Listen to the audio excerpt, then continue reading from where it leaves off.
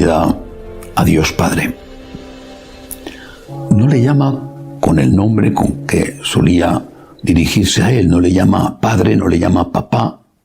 Lo había hecho en el Huerto de los Olivos, lo dirá poco más tarde, pero en ese momento le llama con el nombre clásico con que los judíos se dirigían a Dios, Elí o Eloí. Aparece esta oración en el Salmo 22.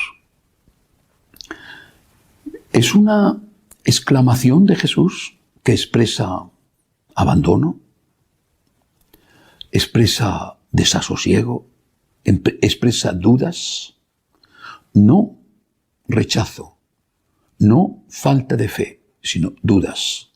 Es una tentación.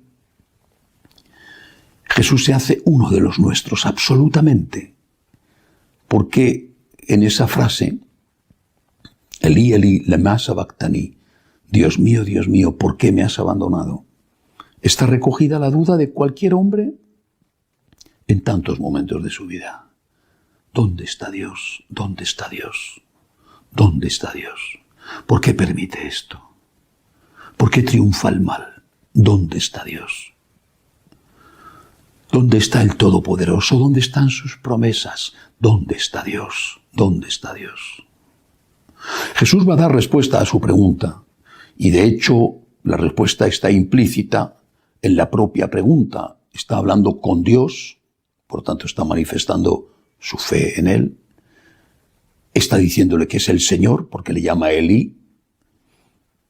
Y aunque pregunta, sin embargo, no niega, no se aleja. La propia pregunta indica que cree que hay alguien que le escucha. ¿Pero qué sintió la Virgen cuando escuchó esto? Ella comprendió, seguramente más que nadie,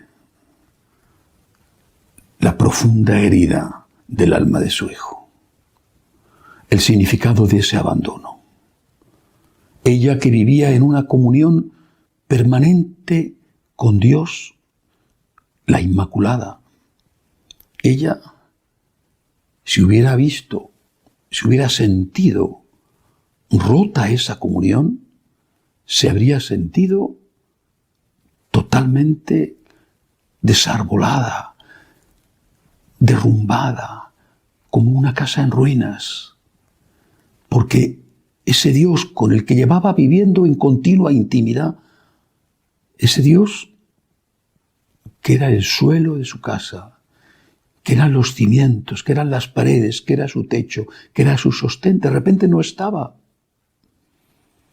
Por eso comprendió lo que tenía que sentir su hijo. Porque si su comunión con Dios era increíble, inmensa, la de su hijo era más.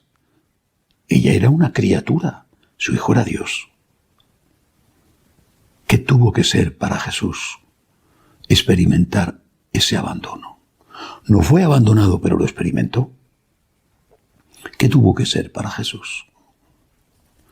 ¿Qué tuvo que ser para María ver cómo su hijo exclamaba, cómo su hijo expresaba ese abandono, cómo su hijo sufría ese abandono? Y si él pregunta, ¿por qué me has abandonado?, ella quizá preguntó, ¿por qué le has abandonado? Y quizá recordó 33 años antes, una mañana luminosa en Nazaret, la llegada sorprendente de un ángel, la promesa: será el Mesías. Y quizás recordó eso y le preguntó a Dios, ¿dónde están tus promesas? ¿El Mesías muere crucificado? ¿Dónde están las promesas que me hiciste a mí? ¿No estás cumpliendo lo prometido? También las dudas atravesaron el corazón inmaculado de María, como estaban atravesando el corazón sacratísimo de Jesús. También ella le preguntó al Padre: Dios mío, Eloí, ¿por qué le has abandonado?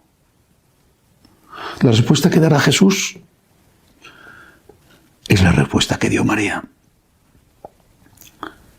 Y quizá la respuesta que dio María, aquella que transmitía en sus ojos, que no se separaban un instante de los ojos de Jesús, para que cuando éste pudiera abrirlos en medio de aquella angustia y lograra ver algo a través de la cortina de sangre seca que se le había acumulado en el rostro, pudiera ver a su madre delante firme y entera. Y el por qué le has abandonado, enseguida encontró una respuesta, la respuesta que casi inmediatamente después le dio Jesús.